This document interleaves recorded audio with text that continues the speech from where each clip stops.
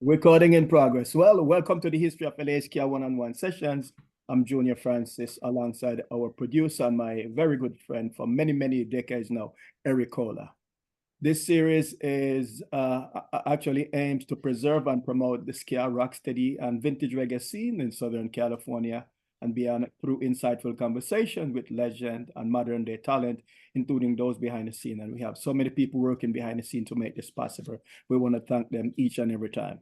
So hence, whether you listen to this podcast series on YouTube, or you watch on YouTube, podcast series on YouTube, big thank you and continue to spread the word.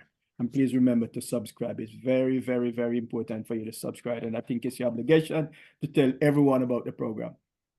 On this very special episode, and I say special, I mean very special episode, we present our 2023 year-end review. So please help us welcome two fantastic and amazing guests. Four. Yeah, thanks. Yeah, We're the double. There we go. Double. So we have saxophonist, producer, writer, dub master, Brian Dub Robot Wallace of Mobtown, the man wears so many hats. I'm not done yet. Mobtown, Long Beach Dub Allstars, C-Spot, Western Standard Time, and I'm quite sure there are more. We had to just shrink the list. Big respect. Yeah. Radio promoter, journalist, and our honorary mayor of Modesto, California. DJ extraordinaire. Yes, Middagh Goodwin of This Is Ska syndicated program and reggae dub punk ska and of course the Loving Sisters as they are known. Alice Christensen. Yep. Wow, I got that right. Bonus points. Collectively known as the Dub Sisterz. No relation to Dub Robot. Yeah, we want to Dub make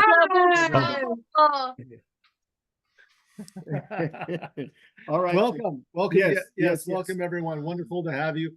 Brian, great to see you again. Dub Sisterz as always. And Middagh, great to finally see you virtually. Yes. One of these days we'll meet in person.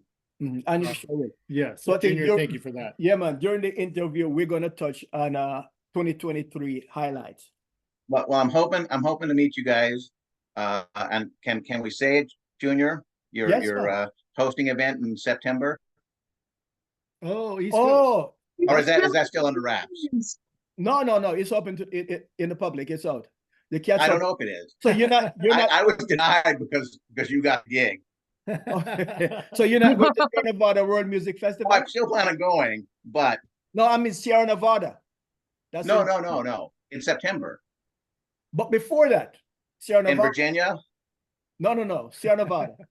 He's wondering if he's going to see you up north at Sierra Nevada as well. I will try to make it there, but I'm saying, I do have plans to make it out in September. Yes, sir. As luck would have it, I'm on their schedule. Yes. Yes, you are. I'm really delighted. And to decode, we're talking. What are they saying? Why not say what it is then? Supernova. Okay, you said it. I didn't. It's my obligation to promote it. There we go. It's my obligation. Yes. Rocksteady and Jamaican music. My obligation and responsibility is to promote. Indeed. And actually, both those festivals we'll talk about as a highlight for 2023. Right. Come to think of it. Definitely. We're going to talk about that too. Yeah, and as Junior mentioned throughout this interview and session, we're going to highlight live events, recorded music, anything else that was special or monumental from last year. But before we do that, we're going to get a little background and talk with each of you and find out and share some of your live stories with our listeners and viewers.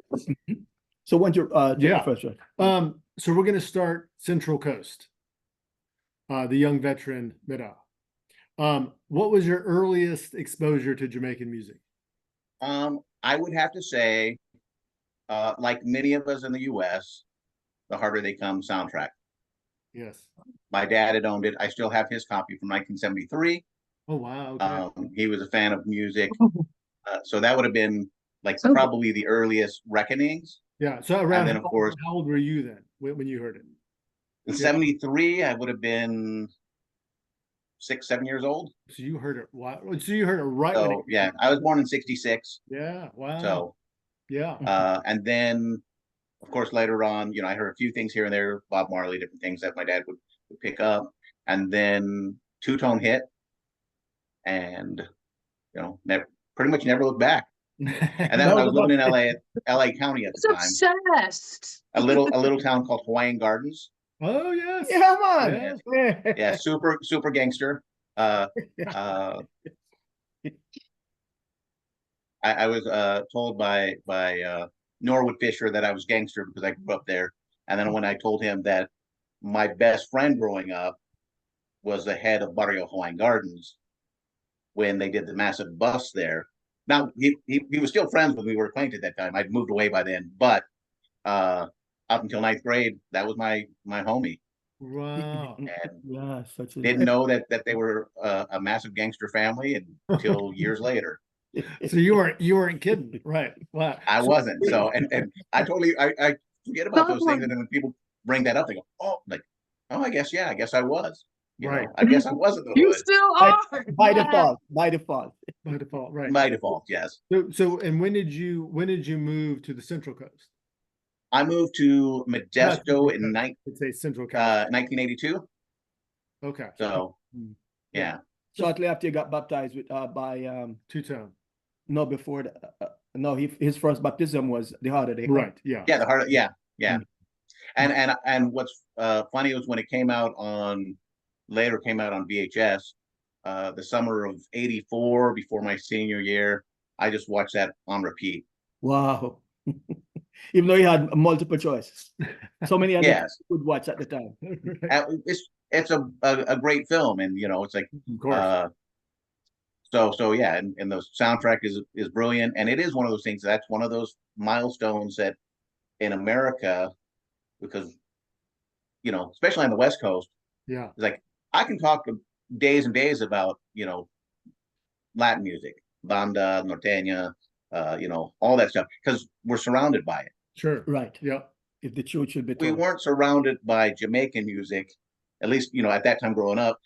If you're in Cuba, in Florida, you might have the Jamaican population down there earlier on, definitely in the upper East Coast in New York, in that area.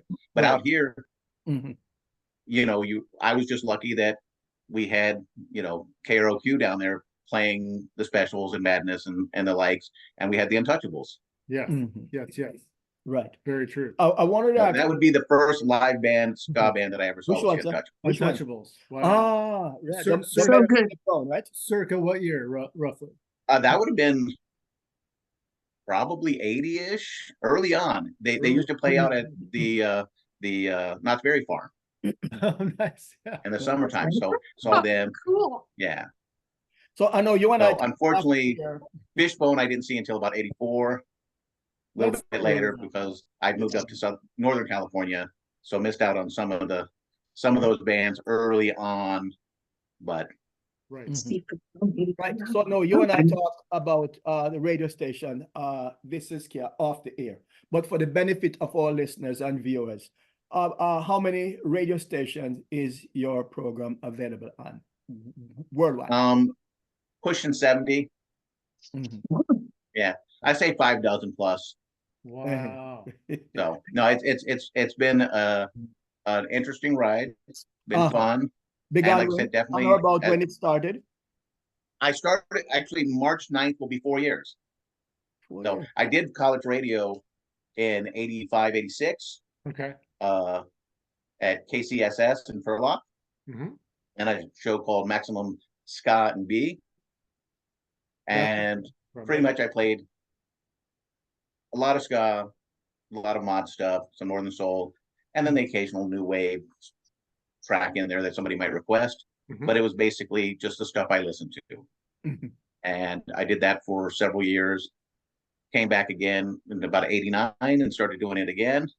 And that was, I'd moved back from the South, came back out to California, back to Modesto at that time for a while. And at that point, there was that resurgence with Ska Boom and with Bim Ska Bim and all these bands coming up. Right. And really another watershed moment, not to mention dance craze, but was the International Ska Festival, San Francisco International Ska Festival in Berkeley, California. Yes, So you were there. I was there, one of the a few 10,000 people. Yeah, yeah. But that was a moment that, you know, it gets talked about, but it was amazing to see so many people for a ska show in the U.S. And Roland Alfonso went back home and reformed the special, or not special, the Skylights. Right. Rankin Roger went back and formed Special Beat. Yeah. And then the word started getting out that, hey, something's going on in the U.S. So Bad Manners had come again. They were at that show as well. Right. The International Beat was there, right. doing Donkey pretty much a English beat set. Right. Right. Let's Go Bowling, that one, an early Dancehall Crashers, right. Gangster Fun, yeah, Me Mama Morgenthau Taylor. Just, it was an amazing show. The unfortunate part was the main guy in AMP, alternative music production, apparently was doing things he shouldn't with younger people. Ooh. Went to jail, and so all these other plans that were going on, they were going to do 3 nights of ska called Wood Ska the following summer, and that was going to be like Napoleon Solo was scheduled to come over, Deltones, just a massive 3-day festival, right? So and it would have been where they do reggae on the reggae on the river, up in the Russian River, right? Yeah. Wow. So when did you start promoting shows? That would have been 85-ish. Okay, so yeah. So that's when you were doing college radio. A little bit before I started doing college radio, but yeah, I had gone to it would have been the summer of 85, and it would have probably been late 85 that I started doing college radio. Right. But yeah, I started doing shows in around 85, and part of it was I had friends from LA where I lived that wanted, you know, for me to get them to come visit, I booked their bands. And then like anything else, you start booking somebody, you do them right, they tell their friends, and then you start getting phone calls. Sure, sure. And what are some of your highlights as a promoter? I booked Roland Alfonso's last full performance. That's up in Sonora on Halloween. 2 days later, unfortunately, he passed out on stage. At the but yeah, I've booked bands from literally A to Z. Wow. Including Q, including Z, the Queers, the Zillionaire, X Chromosomes, wow, Aquabats, nice. Agrolites, just a ton of bands, you know, Slackers, Sonic Boom 6. So a little bit of everything. I did merch for Skank and Pickle for years. So ran the Fleet for Peace Center with Mike Parks for 5 years. Wow. Anyone you wanted to get that you did not get? You know, it's one of those things where there's always bands that you'd love to book, but sometimes it's one of those things where just going to see them is great. So, true. You know, it's like, I never booked the Boss Tones, but I saw the Boss Tones a ton of times. Right. But you know, it's like the Slackers, New York Citizen, some of the East Coast bands that came out early and just did like one tour. You know, some of those would have been great to put on the little resume, but right. You know, get to see them anyway. It's true. Yeah, that's great. You can continue. Oh yeah. So what is your view on the current state of ska in America? Healthy? Unhealthy? I think it's very healthy. One thing I do like is that it's varied. Yeah. And in styles. In style, yeah, in style, and it's nice to see a younger generation getting back into it, because that's really where any scene vibrancy is going to come from. So true. You know, I'm 57 years old now, so it's like I've been listening to it since I was a youngin', but I can't make it out to as many. I take care of my mom, so it's like I got to pick and choose what I can go out to see or what I get to do. Yeah. This last year, I was all set to go to Supernova, and then I was talking to my brother. He's like, "Well, you know, it's Mom's 85th birthday, and it's day one of your show, your event." I'm like, "Oh, that's true." So, yeah. On the other hand, and I'll just say, I didn't go to Supernova, but I did have front row tickets given to me the day after my mom's birthday to see Ringo Starr with Colin Hayes from Men at Work and Edgar Winter that. So that was a nice trade-off. Give and take. Yeah. Spitting distance, a Beatle, I'll take it. Exactly. Yeah, taking care of your mom comes first. Yeah. Yes, 100%. I always say life, you plan for something, and then life happens, right? That's Yes. how it works. Yeah.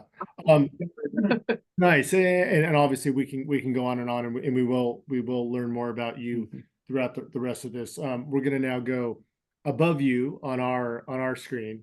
Another young veteran, Brian Wallace, aka Dub Robot. So Brian, you and I first met circa mid-94, Cal State Long Beach, when I started working part-time on a campus radio station, but it was America's Jazz and Blues station, 88.1 KLON. America's number one. Number one, sorry, yes. Oh. Yeah. America's number one. Jazz, blues, and news. There we go. Yeah. Yes. I knew virtually nothing about jazz. I was not a musician, and still am not. But after meeting you, I can absolutely say I became a bigger, and working at the station, became a bigger jazz fan, and started appreciating musicianship largely because of some of our conversations. So talk about, Brian, what role did jazz and does jazz play in your life? We were married, Jazz and I, at that time. We were married, not Eric. Thanks for the clarity. But we had a rough time. Okay. And it was this thing where I was studying jazz at that time. Right. This is, again, pre-internet. Like, all you could do is just find records, and where do you go if you're going to study jazz? Oh, our school has a jazz radio station. Better get in there. So I was in there, and I was the guy. They hired me because I was the guy that somebody could call up and say, I was listening to the station like 6 weeks ago, and there's this tune that went like da da da da da, and I'd be like, was it an alto player? Yeah, it was an alto sax. Okay, that was Cannonball Adderley, and it was this track off this record, and here's where you go get it. Wow. Right. And so it was this like value add that they had this sort of jazz nerd on there because we were married. But we did break up. We had this awful divorce. And the reason why was I got this real sense as I started to get better at playing the saxophone through college, going out and playing jazz gigs and not really feeling welcome there. Wow. Right. And feeling like this is this kind of weird competition thing, and there's this like weird stuff going on. And the ska community, because I was playing the ska gigs too, and I was like, yeah, this is better. You can dance to this music. There's this community here, there's girls, like, come on. Right. So the reaction from fans, yeah, and probably from other musicians, was a lot more welcoming to you. Way more support. There was, and then playing a couple shows in here, and it's all of a sudden, oh, we're opening for the Scatolites now. Whoa. And then going backstage and like hanging out in the RV with those dudes smoking weed, and then Roland coming up and being like, hey man, This is as you were playing with Mobtown. Yes. Yeah. Right. Yeah. Which was that your first band that you played with full time? So no, Sublime was the first band that I. So that was the second question. So let's back up to this little band that some people might have heard of called Sublime. Yeah. How did that come about? We were all going to school together in Cal State Long Beach, and it was, these were the guys that had the chaos around them. Yeah. Total chaos. Right. And I played on 40 Ounces of Freedom. I played Barry sax on that record, and that was a lot of fun. And did you do a lot of gigs with them? So, well, I mean, gigs, they were kind of like happenings, really, so kind of show up, and maybe there was a stage, a lot of this was garage days, but we played gigs around Long Beach. Yeah. So how about Mobtown? You talk about Sublime. How about Mobtown? Yeah, so Mobtown was sort of the more organized unit that you could actually get paid. And they actually had like a van you could get in and like, you know, like it would work.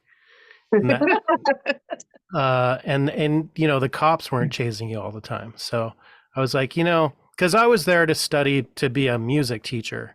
And I was like, you know, I could hang out with these Sublime guys and like get into lots of trouble. Or I could go with these Mobtown guys and like, you know, we could really, you know, it was like, there's songs to play and like, you can actually do this. Yeah, we got suits, you know? And so, yeah. What were you asking about Mobtown? We're dangerous. We're dangerous gangsters. So, So were you there during the formation? Sorry, what? Were you there during the formation? No, so Mobtown had kind of already had some success, and their saxophone player left, and you know, the steel pan player, Dave, said we were going to school together, and Pepe was like, Pepe, we call him Pepe. He was like, hey man, you can do this. I'm like, okay. Yeah. You guys had a massive reunion a couple months ago. Yes, thanks to Junor and Eric. Look at the one of the big highlights. Yeah, That show was fire. That was So good. so that was amazing. And Brian, you touched on the Scatolites, but what are some other highlights specific to your years of playing with Mobtown?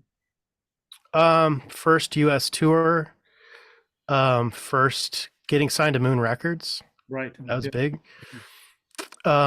Really getting for the first time, like getting inside like songs, you know, from the beginnings of the songs where it's just humming all the way through production. Right. Recording with all the great engineers we recorded with, and kind of looking over their shoulders and learning what that, you know, would eventually become my career, you know, like, and just, you know, learning all kinds of stuff from those people. And of course, traveling.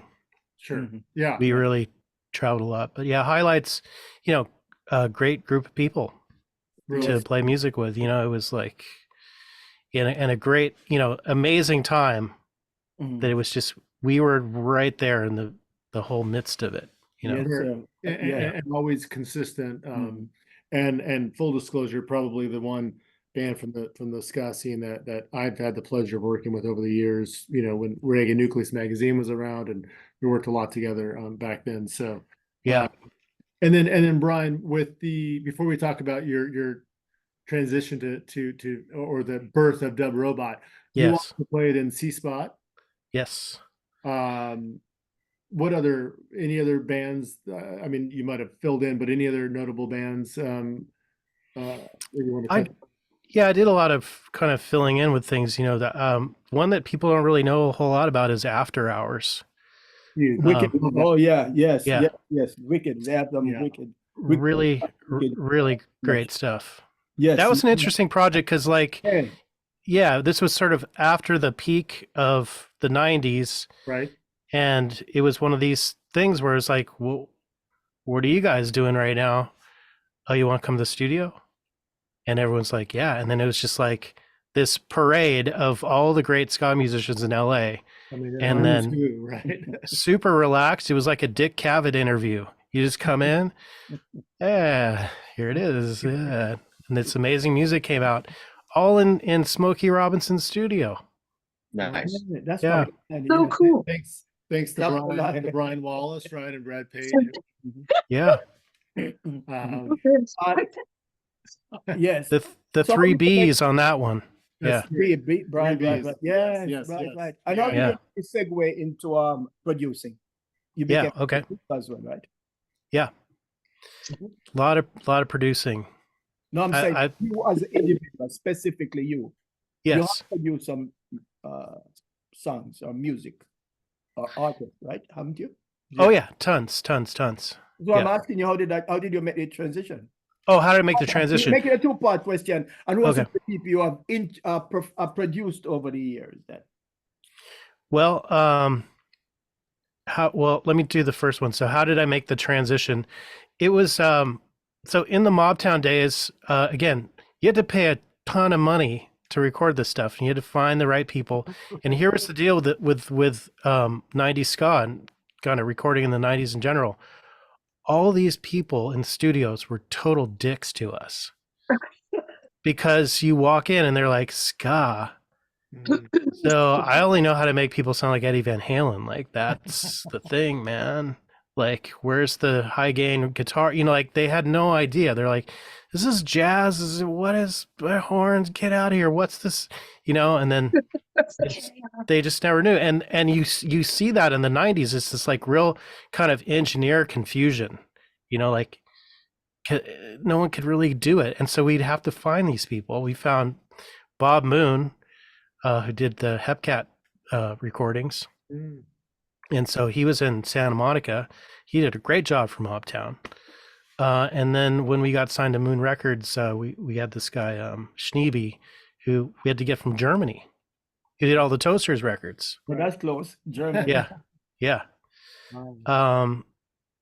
So when I bought one of the, you know, I always had my 4-track cassette that's still over there, that I would, you know, do all the sort of demo things on. But then they're like, oh wait, there's this digital thing, man. And so we got this Roland VS880, and we started doing demos on that. And then I started recording just bands around. The first band I produced on that one, besides Mobtown, was this band called Meet Me at the Pub. Yeah, which their previous version was called Skee Ball. Right. And Skee Ball was from Upland. And so, yeah, that was the first thing. And I was like, I'm actually kind of good at this. Like, just kind of learned this by osmosis from the radio station, and, you know, being interested, just showing up early at recording dates. You know, when I got asked to play with other people, I'd get there like an hour before and get my read going and talk to the runners, and you know, like, what are you guys doing? And, you know, and they would, you know, they were nerding out too. So they're happy to share their knowledge. And of course, you know, Brad from Sublime was totally into 4-tracks, and Miguel, you know, to this day is, you know, still doing it, still on the knobs and faders. Yeah. So yeah. And so then some other highlights, artists that you've recorded and produced and mixed, dubbed out over the years. Yeah. So there's actually a lot. I just got on this AI app that goes through all of your things, and it's like almost 1,000. Wow. It's insane. Yeah. Because I'm just available to do stuff. I mean, and then of course a lot of those are coming from working with scientists, because you know, we will take a session and go in the studio for a day, and we'll literally do like 14 songs of different people all in one day. And the day is not that long. It's like 6 to 8 hours. He's literally just about the world famous scientist. I was going to say, we're talking about a scientist. We're talking about the Hopeton. Yes. Right. Yep. Wow. World famous. Yes. Yeah. So I started working with him about 10 years ago. Wow. And we've done everybody. We did a Sublime record 2 years ago. We did Cranben. We did Arcade Fire, and then all kinds of, he loves to work with people that don't have a name. That is his like thing that he loves to do. So, you know, bands that just you've never heard of, you know, and he'll just outside of he'll do a jazz band, he'll do punk rock, he'll do whatever. That's good. He loves electronic music. He loves hip hop. Yeah. That's actually music. Yeah. Yeah. Yes, Wow. indeed. Well, that's congrats Yes. on all that amazing work. So And one last question before we introduce the sisters. What is presently happening with Dub Robot, and when was the birth? I love this two-part question. The birth Oh, of yeah. Dub Robot, and what is he or she or it present? and is your car operating?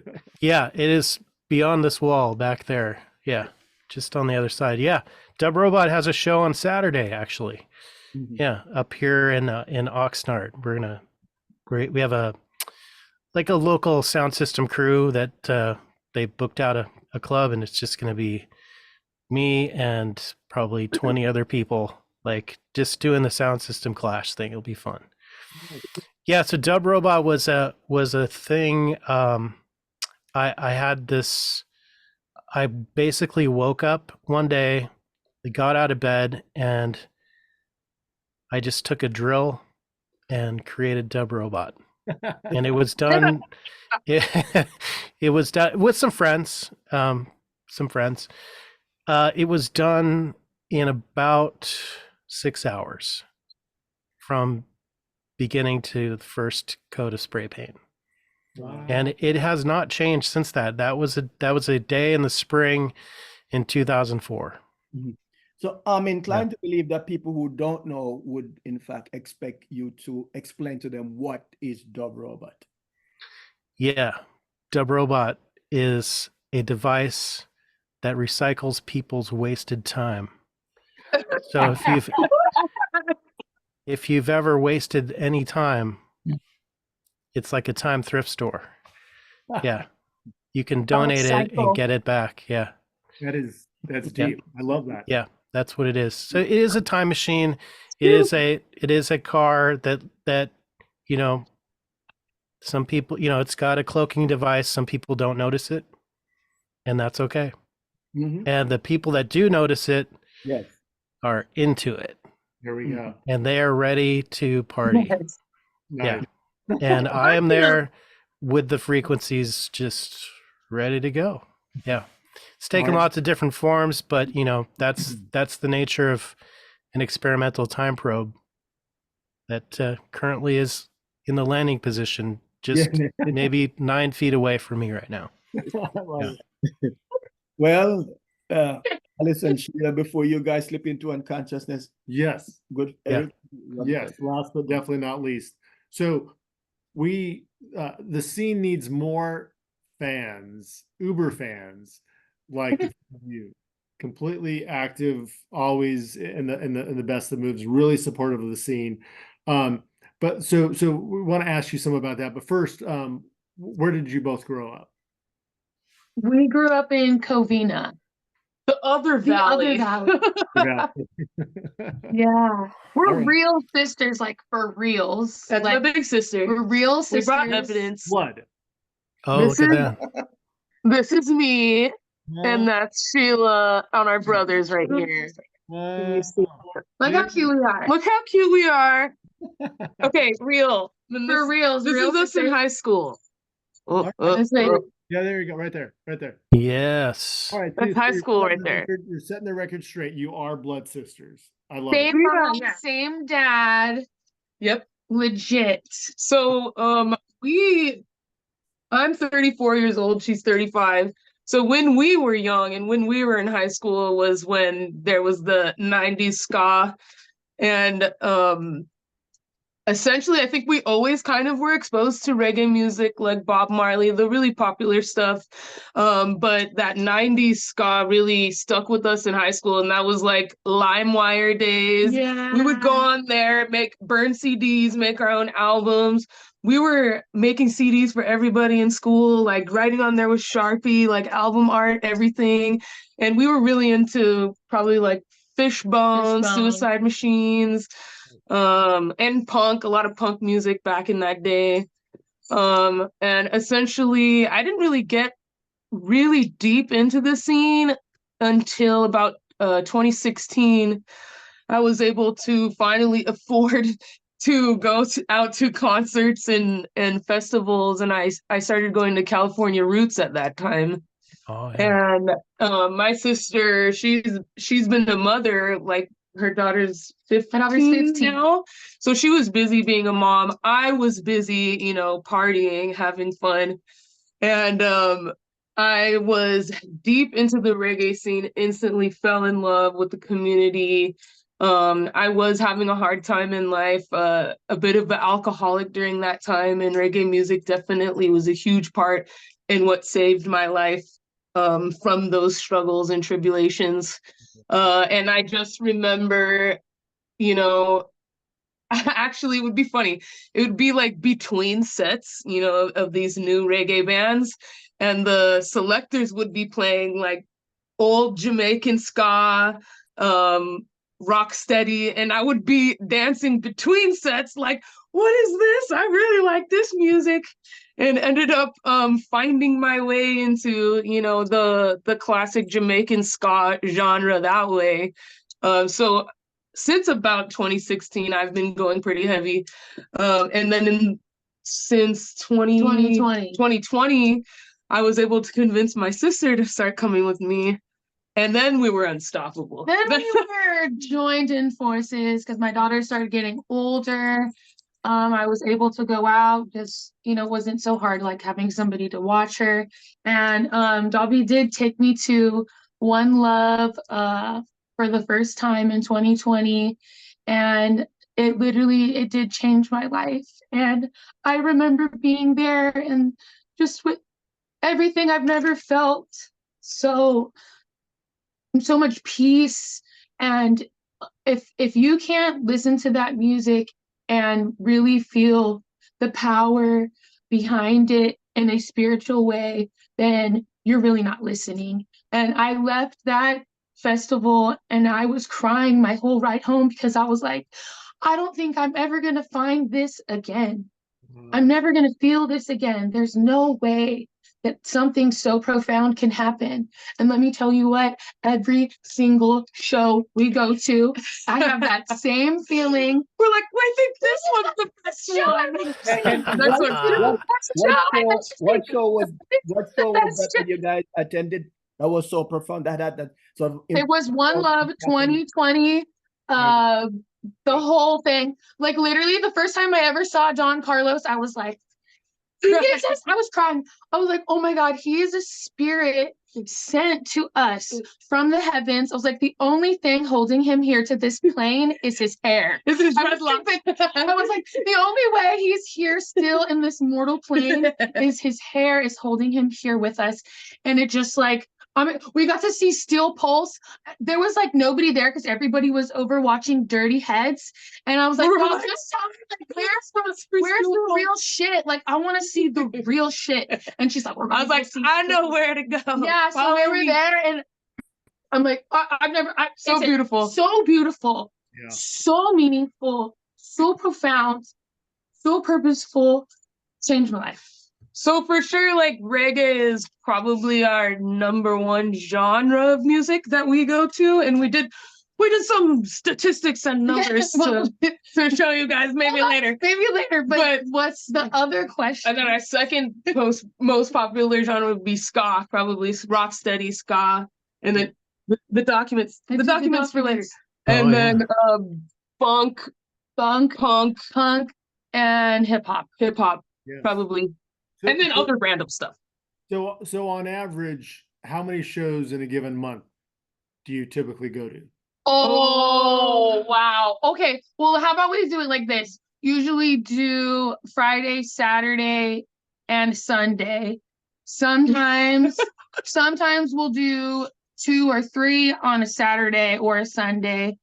So roughly last year we went to 118 shows. Wow. Oh my God. So are you guys always on the guest list or you have to pay? Never. No. You guys were the only, like, okay, maybe not never. Maybe two. Rarely. We do want to support and pay.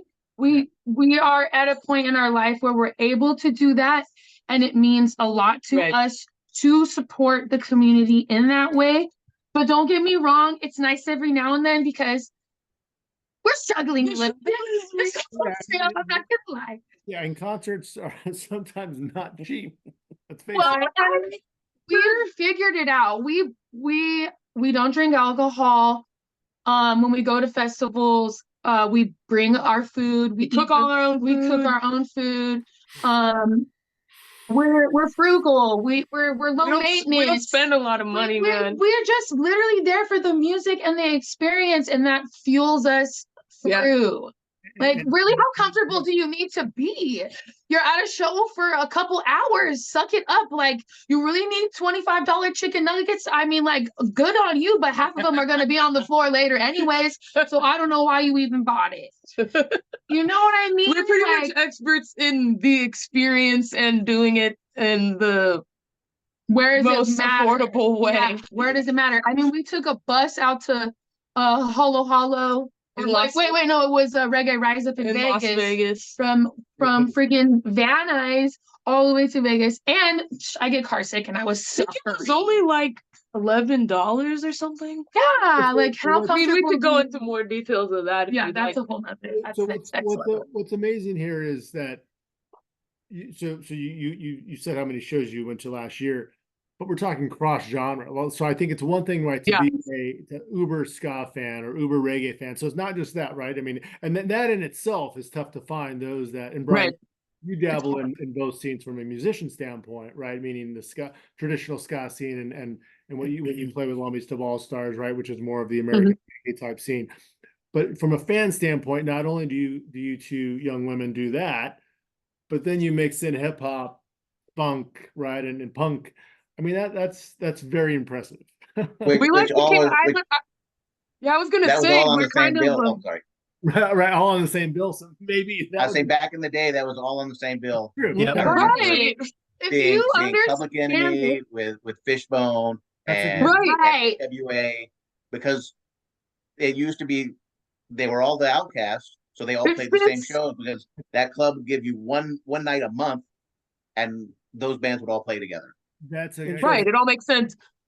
I would say we're a jack of all trades, master of none, and I don't think we're like an expert of the history. That's why you guys are our friends, right? We like definitely rely on people like you in the community to help guide us because, like Alice shared earlier, we haven't had anyone to teach us. Like, I was a little rebellious kid and I found punk music and I'm like, listen to this shit, sissy, like this is what's up. Like, yeah, we found it all on our own. We found it on our own, and just like I literally remember the day downloading Fishbone, like, what is this? It sounds like pure chaos, like sign me up. And then here we are, I'm freaking Angelo's holding my hand and singing Everyday Sunshine into my freaking eyes, and I'm like,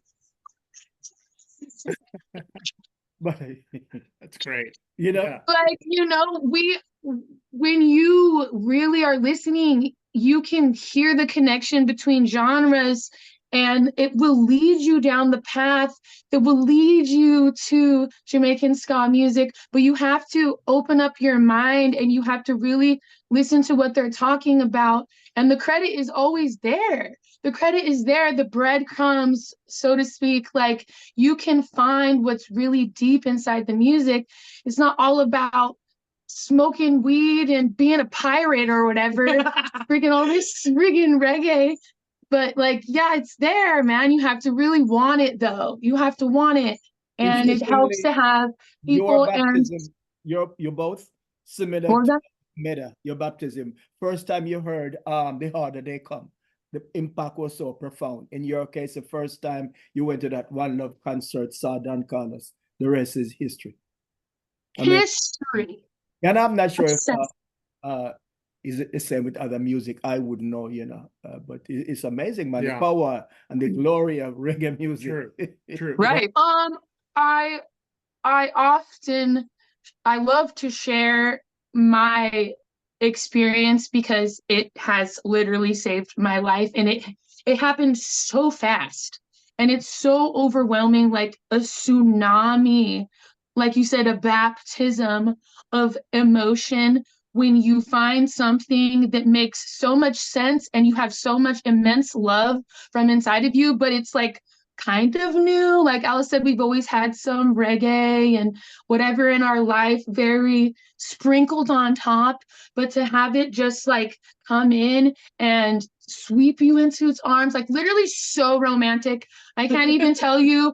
I'm just like in my workplace, I'm a cosmetologist, and I am like there literally preaching day in and day out the power behind the community in this music and how the people are there. We're there to build the community, the unity behind it. It's real. Like, we don't have to be separated. We're here together. Like, we can do this. And if you listen to this music and you allow yourself to become a part of it and give some selflessness, you can literally change your whole life, and you can make a huge impact in the people around you. Just start right here in your little spot. We're obsessed with the local artists in our community because that's who we can influence and impact the most and support the most, and it's easiest to us.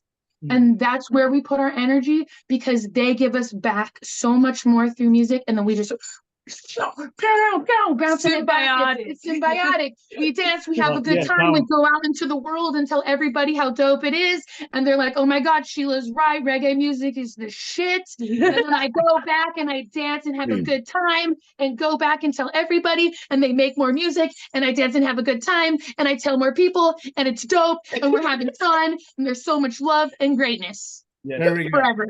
But before we move on, we're going to talk about highlights now, but Brian, you were going to say something. Go, Brian. I was going to say DJ is the teacher. Yeah, we have a list of selectors we want to give shout outs to. Jamaican music, it came before. No, was it before or after simultaneously? I think they both go together. Yeah, for sure. Yeah, newspaper. Yeah. Yeah. Both go together. Right. All right. So how we want to roll this now? So let's So close. some three highlights, starting with live events. What are each of your personal favorites? Yeah. So let's talk. Let's run this off. Yeah. Let's run this off. So, Middagh, talk about some of your highlights, whether it was shows that you specifically attended or that you read about, you saw online, you wish you would have gone to. Talk about some of your highlights. There's always those. I mean, so many shows that you wish you go to. I know. They come in like all yours. They come up like, oh, that'd be great, but trying to juggle, especially like I said, taking care of my mom. She took care of me, brought me into this world, so it's a blessing to be able to take care of her now. But pre-pandemic, in 2020, I had just so many shows that I had booked out for the year. I had a 6-month series every Friday booked. I had another month in December booked. I had 50 hours of music booked at the fair. All went away. So as a promoter had all. So that was 2020, and that was the thing, is like it didn't start coming back. Once it started coming back a little bit here and there. This last year, me and Josh Coots from Is Ska Radio, Is Ska Vegas, we did the Maximum Ska P Festival with The Odd Advantage and a bunch of other bands. That was fun, and doing that. We're going to bring that back again this year on the 5th of October. Oh, nice. Yes. Fun group of characters. And then we're actually starting a new series that we hope will create something bigger in the Central Valley. It's going to be the Central Valley Ska Festival. First one will be on April 20th. But the whole idea is the out-of-town bands, all of them are Central Valley bands. So Reading to Bakersfield, and in between. So we'll bring them out. Out-of-town bands get paid. In-town bands donate their money towards. Me and Dave from the Bracers, we put it on. We're not taking anything from it. It's just to try to build something up greater. But then we've already talked to the guys in 1335. They do Zodiac production down in Fresno. So they're going to hopefully do something there. I got a professor at UC Merced. So I think we're going to do something there. Hoping to just branch out in the different areas. And then bands from Modesto series, wherever will go up and down, and friends from Bakersfield, they'll start trading, and then hopefully not only that, fans coming out, but also building it up where those bands from the different areas start connecting and playing with each other, which was symbiotic, and as we said, symbiotic, but that's how it was back in the day. Sure. Everybody kind of helped everybody out. Yep. The No Records, which was everybody from Blue Meanies to Warsaw to Mud Sharks. That was not a record label. It was just a record label so they could get better distribution and better gigs. It was all self-released. And then Billy Spunk, who later did Thick, kind of helped set up a distribution deal. But that was it. Back in the day, Skank, I used to do merch for Skank Pickle. They used to do show trade-offs. Well, hey, you come out here, you play shows with us, you get our guarantee. And then we'll take your guarantee from the night. So, a band like Blue Meanies come out, nobody knew who they were. They might get $100 to open up a show, but Pickle gives them $1,000. Well, a lot of they're like, people, you need it more than we do to get back home. And so that's the whole plan, is try to deal that. So kind of coming back doing that, I've done some live DJ sets in the last year. So that's been fun. We had Roddy Radiation in town on his brief West Coast tour. And so it was nice to be able to DJ that. I decided to do all 80s, but all 80s new wave. Yeah. Okay. To mix it up. So I love the music, but I hate going to a show and it's like in between. And it's like you were saying, you have the selectors playing traditional and you got a ska punk show, fine. But I don't want to hear the band or something that sounds like the band I'm seeing in between. Refresh, so that you come back again and you're set up again. So I also in the last year helped on the Specialized project, the Punk Pioneers comp. So that was fun. And that's, if you haven't picked it up or checked it out, 58 bands, I think, altogether, and all of them recorded it on their thing, but all the money goes to children's charities. Right. So and they also do the big one in England and Specialized festivals over there. So it was kind of nice to be involved in that. And then of course, just every month I'm pushing This Is Ska further, doing the radio show and trying to build it up. And it will help me, but I'm hoping it will help the bands more. I started the DJ and podcaster submission list. And that's, you can go to This Is Ska, it's pinned at the top on the Facebook page. And like I said, there's about 80 DJs and podcasters, and that will build up. We'll keep putting it in there. And at some point, I'll probably start doing a bookers list. So it'll be in the same spreadsheet, just a different page on Google Doc that somebody can go through and go, oh, here's some people who are booking, to be able to kind of like the old Book Your Own Fucking Life that Maximum Rock and Roll used to put out. And it's like, interestingly enough, a lot of times people say, other people steal their ideas. It was last night that I said to someone, we need to do a festival in that area. Last night, I was listening to your podcast. On your podcast, said there is enough fans, Ska Rocksteady and early reggae fans. Yes. Let's do a festival. There we go. Bring it. I invite you to the Central Valley. We want to go. We'll be there at different times. Like Fresno was such a hot spot for in the mid to late 80s and early 90s. With Let's Go Bowling, with Los Hooligans and Mental Brew and Checkmate. Yes, Checkmate. Jeez. First time I saw Checkmate, they were opening up for the Boss Tones. Terrible. But it was a very early show. But then I got their demo when they put that out, and they became such a great band. And Chico and the Hornets. There were so many great bands that came out of that area. And then I did a CD with a band called Dr. Rock and the Moon Patrol that were from Kingsburg. Modesto had B420 and a bunch of different bands. So there was all through the Long Shot out of Tracy, Sandwich Mafia, Section H out of Stockton. So back in the day, it's like anywhere else. It's like you had all these bands. B420 played the festival with us, and they're coming back and doing the first Central Valley Ska Festival. It's like you had all these bands that were really doing a lot. Lestistics, they're back. I don't know if anybody remembers the Lestistics out of Sacramento. No. They were really, really good. I'm blanking on his name right now, but their saxophonist went on to do join Link 80 for a while, and then was the saxophonist for RX Bandits. Steve Borth. Yes. So he started off in the Lestistics, and so they recently started playing shows again, and we'll see how long it go on. They're doing their first time at Gilman, I think, next week.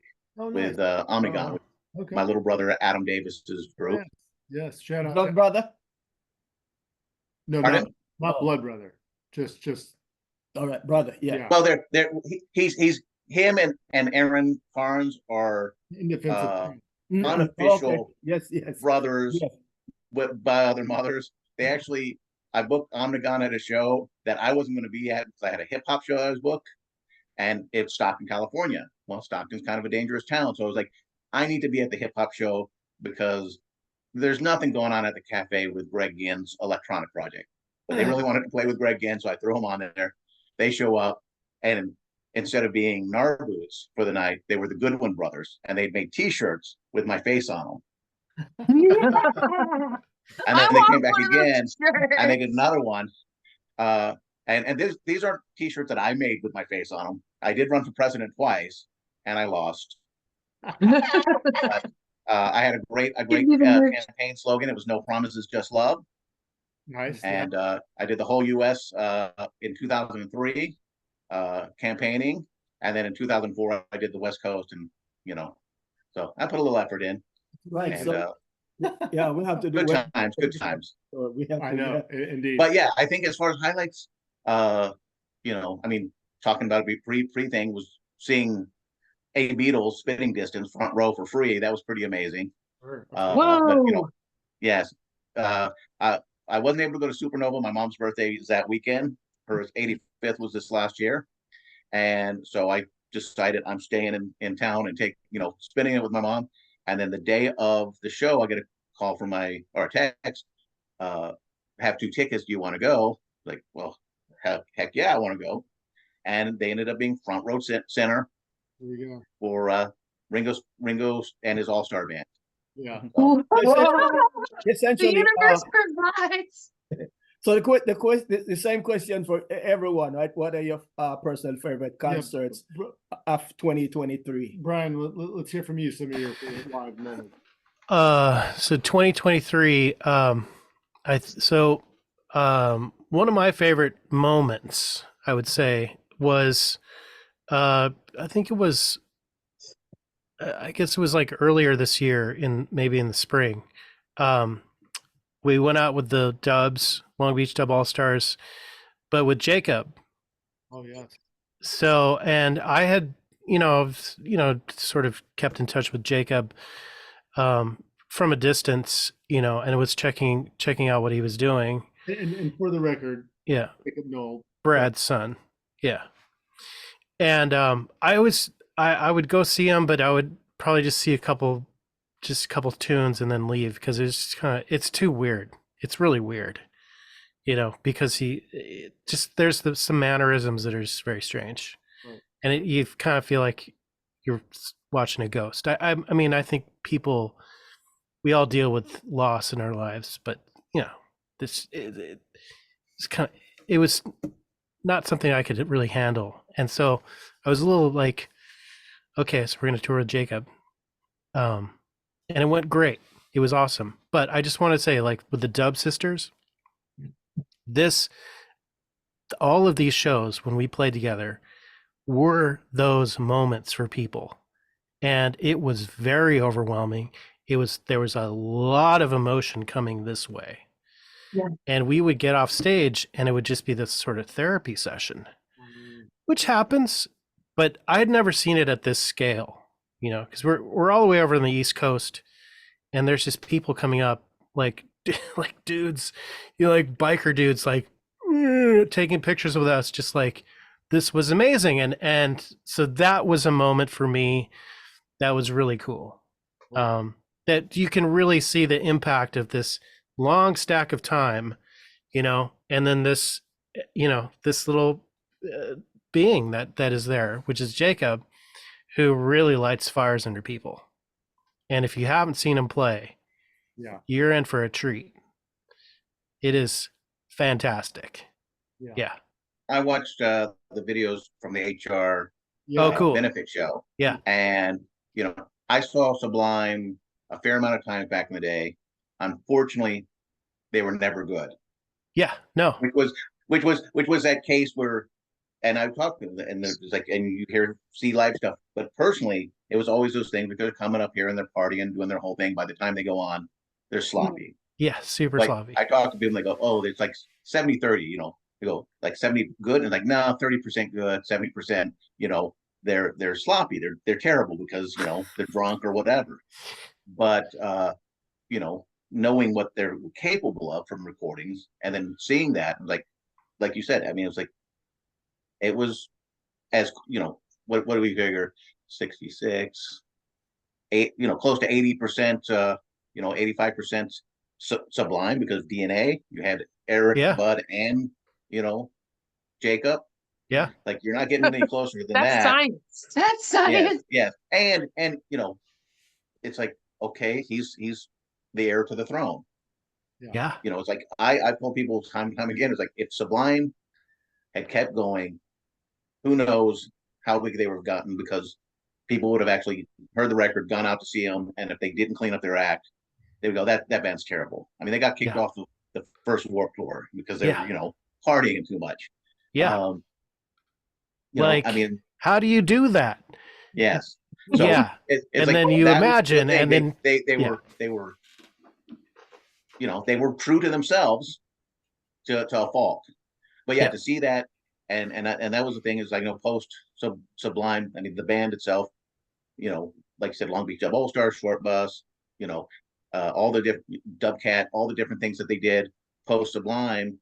And then there was all these Sublime tribute bands that were making rips of money covering Sublime, because everybody wanted to see those songs done live. Yeah. by a And it's band. really, They didn't it's care. important music, you know, it's important music to people. It is. So I could totally see people Yeah. coming to you on Dub Allstar doing Sublime and just going, oh, this is what it's supposed to be. Right. Yeah. No offense to Rome, no offense to Badfish or any of the, you know, capable tribute bands. It's still not Sublime. Right. And Yeah. Right. But Brian, what are some other highlights for you? There's one that I'm not sure if I can talk about, but there's a sold out show coming up for you guys, and there is a record that may or may not have come through this thing right here that is coming out. So that's as mysterious as I can get. I think I gave it away, but you've all heard it. Yep. So It passed me. So I think you're saying that there's a band playing this weekend. Yeah. You might have recently just worked with. Yeah. Okay. But how about more specifically live concerts? Live events. I just want to shout out Supernova. It's a fantastic festival. I've played it twice. Tim and April are really putting this is like you know, in my opinion, a monumental event that is going on.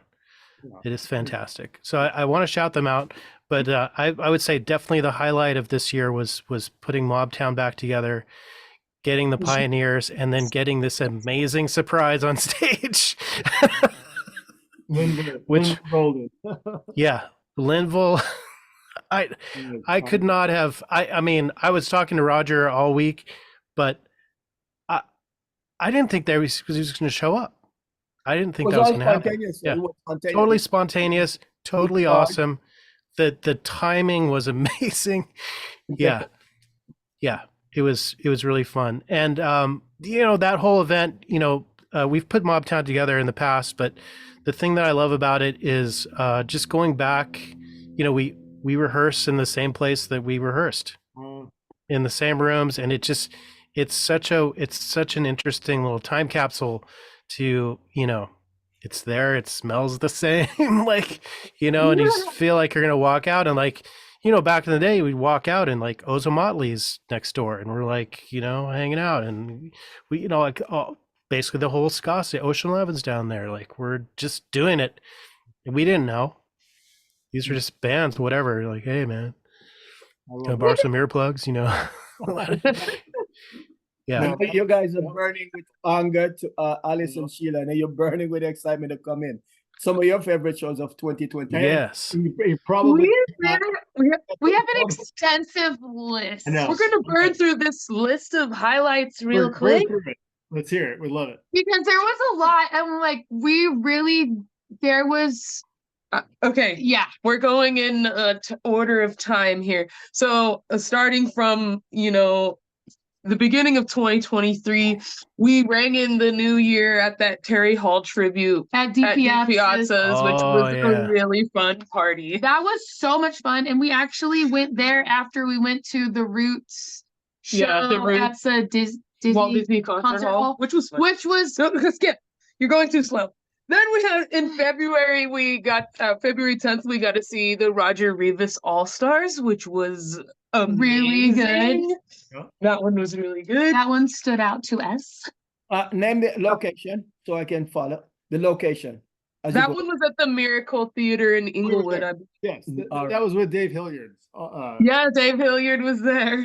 And then on March 18th, we saw Stranger Cole. Yeah. In I don't LA. Amazing. Where was that at? Yeah, more LA. live. There's a tattoo Ocean from 11. inspired by Stranger Cole. It says more life. This one says More more, life. and this one says life. Changed my whole life. Yeah. Okay, April 1st, we did get to see OBF sound system with Iration Steppers. So we're Dub Sisterz in the sense of dub reggae is like one of our huge genres we're obsessed with as well. You could just dance for a million years. A million The years. best. Forever. Okay, same month on the 30th, we got to see the Ska Lights, which is my personal favorite ska band. And at St. Rock, which was really intimate. It was beautiful. That was my first time being able to see them, and they were All literally the like horns right in my face, please. right here on my face. I'm like, please sweat on me. And then obviously Cali Roots. in May 25th, Cali Roots, California Roots. That's my like soul festival. In It's brought me- Monterey. It's always the best. We did on June 9th, we saw Big Youth at Dub Dub Club. Club. That was dope. Big up to Dub We Club. definitely try to prioritize like foundation artists, older influences in the community, like overseeing newer artists who are hopefully going to be around longer. We do try to prioritize that for the community. Which segues into June 16th. We went to Sierra Nevada World Music Festival. That was our first time, and which instantly became the cherry on top. Like I was like, I love California Roots. It's always going to be part of my soul, but Sierra Nevada was beautiful head to toe. We can go into details more later. there's so many amazing artists there. July 16th? July 16th, we saw Empress Sativa for her album release. That was amazing. Was that Hellmel in Melrose on Melrose in LA? She's so beautiful and talented and powerful. It's great. Lyrics. Recorded right here. What? In Yeah. this room. Yeah. Whoa. I love that. August 19th, we saw Johnny Johnny Clark. That was so good. So good. That was at Dub Club. That was a Dub Club. Oh, by the way, Dub Club is our favorite place in the whole wide world. Often I will just start crying and shedding a tear because I miss Dub Club. I miss Dub Club, which is happening right now. It is but- happening right now. Yeah, well, thank No, you they're for back. taking As a the matter of time. fact, they're back to their monthly for Yeah. and they're they're happening tonight. Yeah, I know. Everyone's like, are you guys going to a Dub Club? I'm like, no, we're talking to the History of LA Ska and Junor Francis. Aw, Prioritizing. you wish I was at No. Dub You Club, can still but you can still make it. It's true. Well, no, we're actually there. You can't tell. Yeah. And then August 26th, we saw Protege at Protege. Garden Amp, which is one of our favorite Yeah, venues. That's our favorite venue, and he was like, right there. I got Yeah, we always be in the front at Garden Amp. Love that venue. September 2nd, we went to Dub Tropic, which was put on by Porch Porch Bass, Bass. Nick Laporcio from Ayaterra. He has his own sound And a system, DJ. all sound System, I think is what it's called. Soul. That event was really good for his first one he put on. So very impressive. His sound system is very good. Yeah, he had Subatomic there as well, which was We love Subatomic. Yeah. September 10th, we got to see Is Ska Allstars, which really stood out to us. That's one of our favorite like dub cover reggae bands. They groups. did Ziggy Stardust. That was at the Venice West, so that was another really close, intimate show. So good, and I love David She Bowie. loves David Bowie, so bonus points. When I die, David Bowie's gonna come down from the heavens and retrieve me. And I'm sure you won't be surprised that on the 15th of September, we also got to see Lionel Richie and Earth, Wind and Fire. Which is our favorite band. That's our favorite band, Earth, Wind and Fire. If I had to listen to one band for eternity of all time, a band, it would be Earth, Wind and Fire. Perfect. Okay, and then another one that stood out on the 16th was Wailing Souls at Dub Club. Right in the front again, singing Into My Eyes. So good. I was crying. I was crying. I was losing it. I was sobbing. Beautiful. I was a mess. It was great. I loved it. Beautiful. We're almost there. We're almost there through our list of highlights. That's not it. So October 14th, we got to see King Shiloh. Which was put on by Dub Siren Hi-Fi in a discreet LA location. Yeah. That show was It was so there was two sound systems. so good. Yeah, that was just a beautiful night, and I think we danced till like 4 in the morning. Yeah, I think it was. Yeah. I love these sound system guys. They're like, we'll just keep going until the sun comes up. Yeah, we have like acquired a couple really close friends in there, so they're like, Dub Sisterz, if you're here, like we'll never stop. keep 'Cause playing. we never stop dancing, and they never stop playing music. It's kind of bad, but in all the right ways. No, it's good. It's good. Of course, October, what is that, 19th? We got to see Earth Cry. at DPX. Earth Cry. We're gonna put a big shout out to Earth Cry. That's probably one of my favorite newer reggae bands in the scene. Yeah. We're obsessed. Obsessed. They We have got a to see ska them album again too. on. They have a ska Rocksteady album. Oh, nice. Oh yeah, they have a ska. Yeah, that album, that was gonna be our Our favorite one of our album of favorite 2023. Mhm. Yeah. And then, of course, The- October 20th, The Pioneers. That show was beautiful. Yes. Head to toe, Mobtown. We love the Steady 45 family. And it couldn't get much better. That show was just like so many, everybody hopping on stage from all bands. The energy of the crowd, like everybody was like, you could sense the gratitude and everyone's just love and everyone just like bopping around and dancing, getting all sweaty and dancing. Usually we're So like good. the only Reunion. people dancing. A Everybody was massive dancing there. A reunion. Yeah, everyone was A lot of dancing. familiar faces in the house. On November 16th, we got to see Devo. Oh, cool. Are we not bad? We are Devo. Yeah. Okay, November 24th, Parliament Funk and Fishbone. Yeah. Parliament Funk and Fishbone. I'm like, I don't care about Thanksgiving.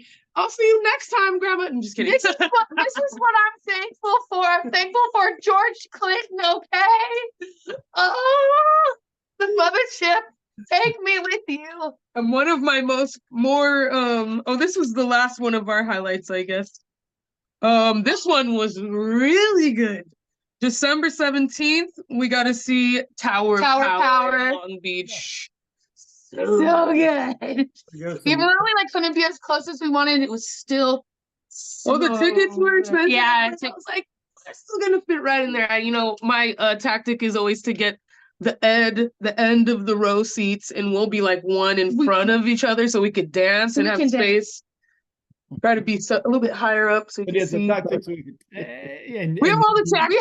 We have so many, like we've gone through so much, and like if you want to know how to do it and do it right, as long as you have a good attitude, I can't guarantee that, but I can literally write you a manual A to Z, and as long as you have the right mentality and you're not I'm gonna say nice. You're not a softie. You know, you'll survive, girl. You're trying to live your life, more life. Well, and More life, less complaining. How comfortable do you need to be? thank you for the very detailed recaps as well. So We're trying to go fast because there was a lot. no, but we that had was shows, great. So That was great, and I would say a few that were highlights either for me or just a touch on, because I'm sure there are highlights for others. But Tokyo Ska Paradise Orchestra. oh, we missed that one. That was The Garden Amp with Steady 45s, Interrupters we got to see as well. Slackers went out on tour. we saw them all last Western year. Standard Time with Jesse Wagner. All the Western Standard Time, yeah. I was very fortunate to see Los Fabulosos Cadillacs at Coachella, which was incredible. Junior and I talked about this. I think we could probably coin that 2023 was year of the legends, not only with Stranger Cole and Pioneers.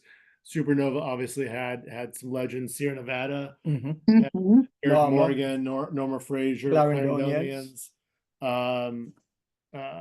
Some of those people we won't see again much to our star. Right. Yes, unfortunately. Clarendonians. So grateful to see the Clarendonians there. Yeah, died shortly Yes, after. shortly after. Punk Rock Bowling in Vegas was big with Roy Ellis, backed by Agrolites. Muzak's fundraiser, speaking of tribute to Terry Hall, that was epic. I can go on. That looked sick. That was pretty amazing to see just those once in a lifetime performances. Junior, you saw Rowdy Radiation out in Riverside. It was in Riverside. Yeah, Long Beach Dub Allstars. You went out and toured. You played. Did you play House of Blues Anaheim that show as well? I was sick that night. Yeah. That was the Safe Fair show, right? Yeah. Yeah, we were gonna do like a sax jam. And we had just got off the road. We just did this Washington run, and I got this weird flu, and I was just done. Yeah. Okay. Yeah. It would be hard to play the sax with the flu. Right. Yeah. Oh yeah, there was no way. There's no way. We got to see the Skins tour Southern California last year. Some great Love the DJ, Skins. yeah, some great DJ events with Rhythm and Brews with Ted and Bubba do Dub Club as Dub Sisterz mentioned. A lot of good DJ nights. Junior and I had the pleasure of working with a few panelists at the Grand Museum, as well with Greg Narvis, Karina Denicky, Oliver Charles, Dina Cole, Scott Klopfenstein, Matt Parker, and Paul Hampton. For the record, we're coming back with number 5. So you guys, we are. It's nice. 2024. Yeah. Evacor and Concrete Jungle had some amazing Latin ska and ska core events. Looked like it was fun. The Agrolites New Year's Eve show with Smoke. That was really fun. Yeah. I saw you guys in that video. You're right in the front there. Yes, you know we are. And then of course the HR tribute and fundraiser, I should say, right, with some all-star jams there. So some those are on the live performance sides, and I'm sure we missed some there. Let's move on to some. There's so many. I know. Let's move on to some recorded music. I know that you have some show and tell. You have some visuals. But I forgot 2 shows, and I can't believe I did. I had tickets from 2019 that I bought. I bought 2 sets of tickets for my birthday, 2019 on December 12th. Madness, who hopefully will come through and do some additional dates in 2024, and They Might Be Giants.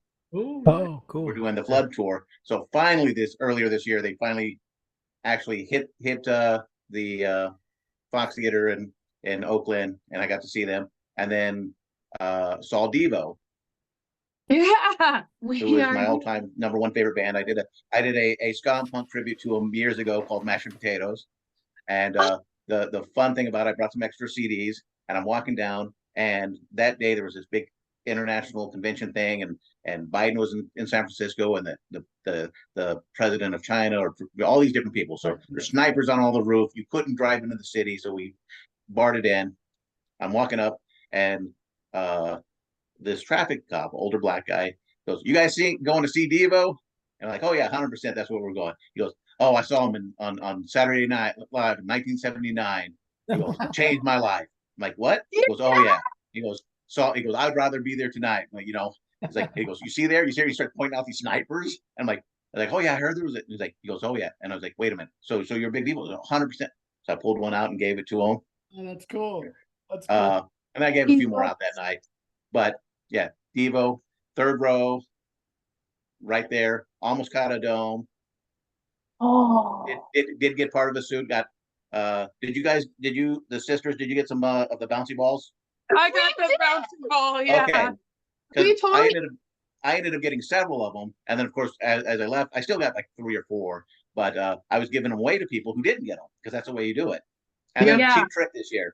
I saw Cheap Trick front row again. Oh, cool. And the guitarist at one point just, I don't know what, he used to flick those out and they'd go like 19 rows. And at one point he tries to throw them and they just landed right in front of me. So me and this guy next to me swooped them up and I'm handing them up. I'm like, dude, you got blessed, pass them back. So he's like, what? I go, pass them back. Don't just put a big sock in your pocket, you know, of picks. Give them around, spread the wealth. Stop being But yes, stingy. so as far as records, and when we're done with this, sisters, you'll find me on Facebook. However, Middah's, you're not going to find 100 of them, or This Is Ska, and I will send you a couple copies of the tribute. Yeah, I love Yes. that. The Abrupters Yes. on Asian Man Records, one of my top from the year. They just recorded a brand new album, which hopefully will be out in 2024 at District Recording, which my buddy Ryan Paris and Mike Parks run. Mm-hmm. Of Buford O'Sullivan. And of course, you know, anything with robots on it. yeah. You know what I'm talking about, Brian? Yes. Right. Yeah. Fantastic. That was on Jump Up. Right. Shout out to From Chuck. Land Down Under, Oh, Rabbit Hole yeah, by yeah. the Resignators, who did one of the pre-parties there at Supernova. Mhm. Another Supernova band, Bad Time Records. Yeah. Shout Jay out to Navarro and the Bad Traders. Bad Time had a pretty Great incredible, album. yeah. They had a tour that passed through as well, the Southland. Yes. Oh yeah, Eastern Standard Time. Eastern Standard Time. Yes. Another Jump Up one. I got the CD before it came out. They sent me a copy, and that still lives in my CD player. Yeah. Simple Minded Symphony. Oh, yeah. Young kids from Washington. They actually played the 3rd anniversary of This Is Ska, or Party in Town. Yeah, we did a round with Monkey with them. That was fun. Yes. Yeah. And then Sergeant Skaggs. Okay. I think one of the best singers in ska today. Right. Some more Robots and Satan Yay. on San Diego. Escape Hatch. Yes. Yeah. Right. Devo meets ska meets Kraftwerk. Okay. Yeah. Yeah. Super cool. I did the first 7-inch I ever put out on Safari with, featured this young band, Mustard Plug. Mustard Plug. Yeah, So that it was nice to see that come out. Yep. We can't forget on Bad some Time. of the two-tone. It's great to see the Selector Oh, yeah. and Rhoda put out new stuff. Yes, yeah. I did order the Madness album. It has not arrived yet, but Madness that's is one of favorites. my all-time favorites as well. Love that album. Yep. Speaking of Fishbone, I wish it was more songs, but you know, what a great album, and you know, great to see that come through. Got that today, but Yeah. been listening to CD for a while. Right. Some ska band, and then the saxophonist, he has his own show called This Is Ska Jazz. Hmm. The Insiders, Uh-huh. a little Yep. bit more soul there, but you know, great group. Area, you're right. The Pomps, Oh yes, Oh, that was Cool one. the Pomps, great group. fun stuff. Little Motti, little Poppy, little Sky. Yeah. On Bad Time too. I'm not a huge fan of Christmas albums, but you know, Oh, Yeah, that is one of my top. Wags. and I did get the reissue of Go Jimmy Goes. Oh, yeah. There- All day, hell and, yeah. and actually I got the MU330 holiday album this year as well. Yep. Uh, That's it. Okay. Got Timmy. We'll just do these three on. Coming back in September. Boom. That's the Ska Police. Pie tasters, toasters, right? Nice. The three, and hopefully they'll do more of that. Yes. And these are all 2023. These are this releases. next batch is all reissues, but came out this year. Scotch Bonnet's first album, That. Pie Tasters, Great record. Yeah. Yeah. Unsteady, Of course. Unsteady. San Yeah. Diego's Own. I was super excited about this one. Shout out. Shout out. Where are you Only hiding saw all those- those? You feel like a Mary only Poppins saw bag Gangbusters full of once, freaking but, records. fun stuff. Yeah. Mike also released both Link 80 albums again this year. I have the first pressing, but I'm in part of his record club. Highball Holiday, Oh yeah. Spring Hill Jack, Right. The Hippo. It's a little bit more Weezer-esque, but still fun. Yeah. This one is not available to the general public, but it is. It's sold out again. But being part of the record club, I got it. Jesse Michaels, Common Riders, Oh wow. Yeah. brand new cover art. I booked these guys back in a lot. Yeah. Booked Knowledge once, but then unfortunately Nick had passed away, so that didn't happen.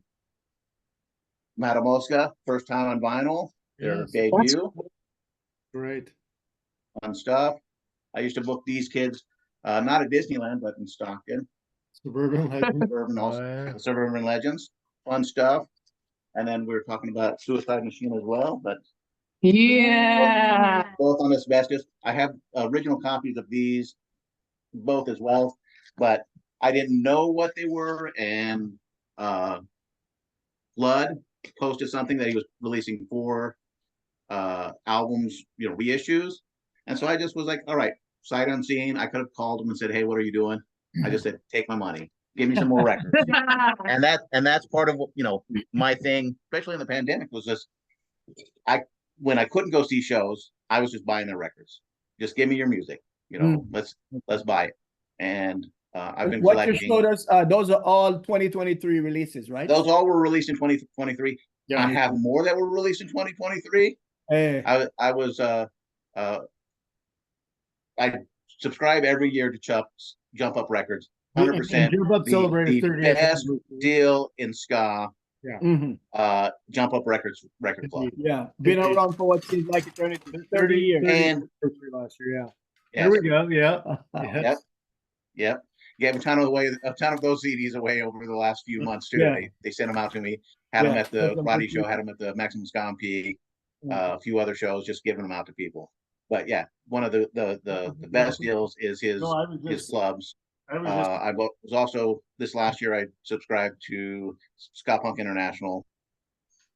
And yep, I got a bunch of those in my car too. we're gonna give out a few of these this Saturday at the Hepcat. Nice. And then Bad Time Records, I subscribed for a year. It's hit or miss with them. I like, more of the two-tone traditional type stuff. Right. So I'll subscribe to somebody for a year, and then I'll, if it's like I would have bought 9 out of 10 of these or 8 out of 10. I'll Sure. subscribe again. Yeah, But if right. it's like 50-50, I was like, Yeah, that's the high percent. I've given you some money. I'm still gonna probably buy stuff, but I'm gonna, pick and choose what I want. Right. No, thank you. That's some great vinyl. Wonderful. And then there's so many things that came out on CD or on digital streaming, Right. and that's just just so much of it. I mean, that's You part don't of it. So limit I did yourself to vinyl, did- right? 15 LPs, all full length, all brand new. That was my top for the year that I posted, Right. Right. and they were in this stack here, but it was just new full length. So the Fishbone EP, that wasn't my year-end best of because it was an EP.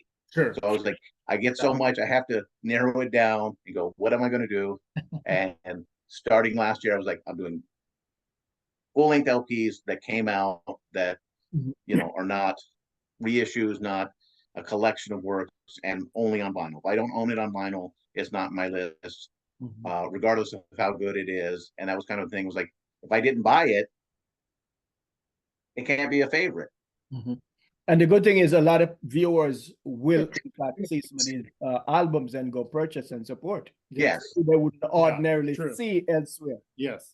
So that's And brilliant. so I do, and the other part is it's great content because I do an unboxing when I get these things, and I Yeah. can throw that out there and people can That's see fun. it and go, oh, and hopefully that drives people to actually go out and buy something or support the band. When I do my radio show, I always, suggest, to like, follow, and go see these bands live if you can. Definitely 'Cause it's helps. important, and the live set is always going to be so much better. Very few bands have I seen that I didn't care for the live set more than I did the album. Right. Only two come to mind. We discussed one. I won't bring them up again. The other was Coheed and Cambria. Oh, I wanted to, and just every time I would see them, and I saw them on festivals, I saw them in small clubs, I saw them in theaters. Never, always, just was not what I wanted. Yeah. So, Brian, yes. some Highlights. We Produced in your have been. studio. What's that? I said the highlights produced in my studio. Right. Let's see. I have a pile of records too. Oh, But yeah, first I'm gonna shout out. There it is. oh, Skate, Skate Patch. We've been doing a lot of work. Smoke and Mirror sound system. Oh yeah, they were so good at that New Year's Eve party. Yes. Great album. Yes. I get the honor for. Also, Black Market Records out of Nashville. We did this one. Yes. There's the lander right there. Very nice. Super fun. And this new one, the dub record. Yeah. That's real good. That's real good stuff. This one is real nice. So I That's Smoke and Mirrors as well. this is Yes. Smoke and Mirrors as well. Yeah, really cool Okay. stuff. I'd love to hear that. And if you look real close, the lander's on this one too. Nice. But Yes, Nick, you that gotta guy. buy it. You gotta buy it to see it. The Revelation 9 Inch Nail one was great too. Oh yeah. Brandon stuff is fantastic. So yeah, one of the things I did this year was we reissued Westbound Train Transitions on vinyl. That's a great album too. Thank you. Yeah. Yes. And so that was fun to open up those mixes again, and it was also fun to talk about not remixing it because that was on the table for a second. We should remix it, make it more. No, people like it the way it is. Right. Why Yeah. change? Yeah. So yeah, did a lot of stuff with Black Market, did a ton of stuff with Escape Hatch. There's a David Bowie and dub that you gals should check out on Black Market on their SoundCloud. Yeah. Put it on the list. We're taking But- notes. Okay, good. Nice. I worked with the Prize Fighters. We did their album Punch Up this year. Yeah, that's on my list here. I'm surprised I Yeah. didn't grab that one. Yeah. It's probably on my player, but that Yeah. was another one of the albums of the year.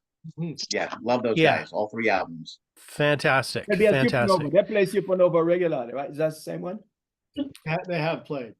Yeah, oh yeah, yeah. hmm And also the Prize Fighters, the whole documentary with the the dancing girl. Oh yeah. yes, With Yeah. Brigitte Bond. Yeah. Super Yeah. interesting. Yeah. Yeah, Yes. we interviewed Yes. sometime last year. Yeah, Right. She was one of our Dancing guests. girl. Yeah, that was fascinating. Yeah, really cool. And Empress Sativa getting nominated for a Grammy, which is great. Didn't win, but that's okay. Did some cool work with Blackbird Records this year. So that's Eric Crucial from Steady 45s, his label. Of course, things with Scientist. I've been working with it's not really ska, but it kind of gets dubby. But we did some dub. It's because the source material is more funk, but danceable stuff. But it's this guy Adi Somek. He has a band called Unpoppable.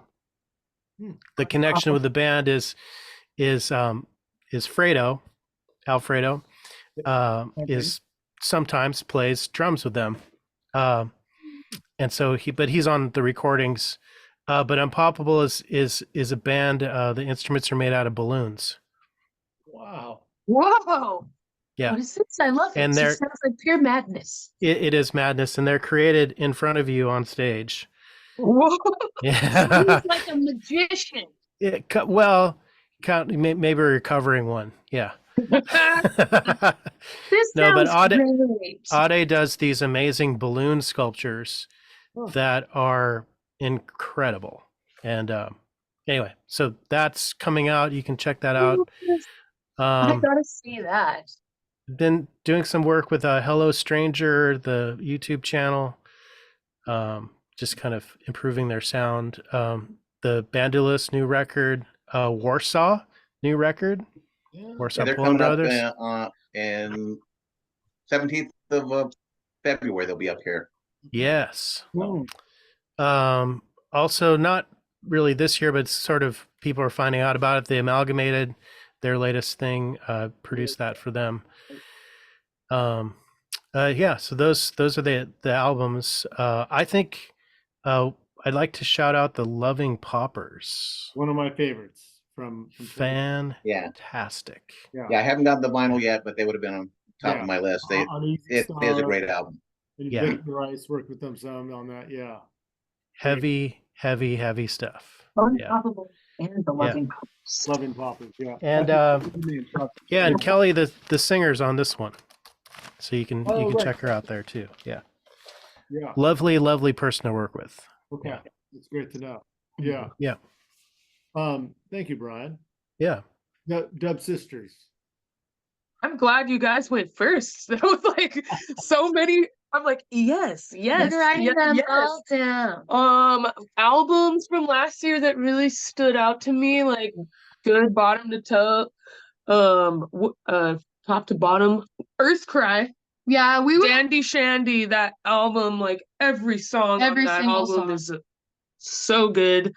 You said Hempress Sativa. We were there too at her album release party. That album is solid. And Protege, what was his album called? It was In Search of Zion. That one is really good too. I miss so much music. What's that? Is that the album that he won the Grammy last year? Was that the album? I think so. It was 2023, so I would assume. Yeah, 23. So it must have right. It came out at 2022, obviously. Right. So those ones, I mean, on top of like a lot of the ones that you guys already mentioned, I would say. Yeah, a lot of singles, and I personally enjoyed the Punk Rock Goes Reggae. Personally, that was fun for me. Nathan from Ayaterra. Yeah, Nathan organized with everyone. I know it's kind of like whatever, but I mean, that's my personal opinion. Like punk and rock and emo music, and he turned it reggae. Yeah, like for me, that's like a lot of the songs that I clung to as when I was young, and they said I was like definitely a rebellious kid. I went through a lot when I was a kid. I was expelled. I was a troubled child. She's recovered now. So like some of those songs are just like so deep to me in their natural sense. So to get like the spin of reggae, and obviously you guys know I'm obsessed with reggae music, like really just like brought it all home for me. I'm like, then he made this album for you. Yeah, I'm like, you totally made it just for me to cry to in my room. I thought you were gonna say Andre 3000's album. Oh my god! Which this is not a joke. We actually love it. I do love that album. It's probably gonna be the number one on my list. If you don't enjoy it, you don't. We always appreciate some sound healing as well. So. Yeah, and like if you just can't in your so room, internet like back in the 90s. Yeah, like with some freaking lasers going and a blunt. Like, come on now. Enlighten yourself. Yeah. You know what I mean? You have a list as well, right? You have a list of Well, yeah, I can touch on a few that were not already mentioned here. Night Owls had a few singles. Dan Ubik and the team. Oh yeah. Ollie Cook was on a single. Malik, Chris Murray, Chris Dowd, Tipoli. Hellcat Singles Club had a few singles that came out. Room Regulator, Rockstone Rockers with Cecile. Finsick out of the East Coast. We interviewed them. That was a good one. Then out of Southern California, now we have Brotheration, which is Spanky and Jeremiah, yes. right? Yeah. With the Tenors, Verna Maytone, Aisha Sinclair, Tony Green, Kingston a Go-Go. The Magnetics, I think, had an album that I enjoyed from 2023. I discovered a few from overseas, the Ska Mots out of Japan. Good stuff. I enjoyed that one. Mango Wood had a really good live album. They're a Spanish group, if I'm not mistaken. One that. Oh, can I put one in? Yes. From overseas, Indonesia, we did a record with this group called the Fish Ska. Yes. Fish Ska. Yeah. Last week. Yeah, man, I did Yeah. Really cool. Really Yeah. cool dudes. Yeah. Really enjoyed working on that. Yeah. Yes. Yeah, they've been around since '97, I believe. Yeah. They've been around a long time. Yeah. So it's finally nice to see them, getting a solid full length. I got a digital copy of it. Nice. And I think I got a cassette coming in the mail. Yeah, they have the box sets coming. Yeah. Okay, I'll have to check that out. I also really enjoyed their Dutch duo, Boss Capone and Patsy. Oh yeah. Really good old school sounding. Junior, I need to play this for you. You would love it. Big Boss Sound was, I think, out of UK, was really good. I enjoyed also the Burning Spears album. Well, one of my favorites, Stephen Marley, Old Soul. Oh yeah, that's a good enjoyed one. that one from the reggae standpoint. Don Letz's album. Yes. Good. Not reggae, but I love the Rolling Stones album from last year. And Mrs. Spears, Yeah. Burning Spears up for the Grammy this year, among others. Right. So those are just a few other. Duran Duran did a version of Ghost Town, which was all right. Which was I didn't think I would be ever playing Duran Duran on This Is Ska, but I played that. Right. Yeah. Yeah. You make the rules, right? Joey Altruda worked with. He finally released his El Gran Fiove, Cuban artist that he worked with many years ago. Finally released, at least digitally. Yeah. So those are just a few other ones that I think we didn't touch on. And then a couple of Christmas. Oh yeah, well Christmas, yeah. Middagh, you showed the Western Standard Time. And then there were a few other singles, like Minto Baru had a Christmas song, Save Ferris, 2:30. So yeah, just a few other. And then to mention, well, I guess. Oh right. To mention that a couple of people, became ancestors. Lester Ska Sterling. Right, we did lose Lester last year. Yeah, Peter Austin. Right after Sierra Nevada, he went home and from the Clarendon, joined his ancestor. Lord Creator. We were trying to interview him for the longest time. We came this close. We were very close to interviewing. Lord Creator, and then Josh Shaka. Right. So a few of the legends that we lost. I came across a song too last year, and I'm wondering how I lived with this song for so long. Is Lester Sterling and the Tonettes. With Lester Sterling, he did a solo, and Charlie Agonier is really and truly definitely well worth listening to. As a matter of fact, I was supposed to play. I was supposed to do a spin a set in TJ, and the guy said, "Could you bring that song?" The Tonettes recorded at Studio 164 a year after Captain opened the studio with 2 solo. That's so breathtaking and beautiful. Charlie Agonier and then Lester Ska Sterling gave me. Let me beloved. Yeah, I'll have to check for that. Yeah.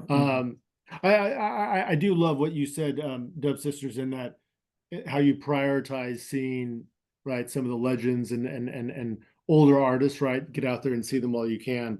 Yeah. Because we've all seen, right, during COVID, coming out of COVID, so many legends passing, of all genres. But I mean, so it is super important to get out and see. Yeah, to get out and support the legends and just for that matter, get out and support the scene. The only way that we keep musicians like Brian, fed and promoters and DJs and everyone, right, as they get out there. It takes a village, as they say. What else? Any other highlights from last year that we didn't touch on relative to?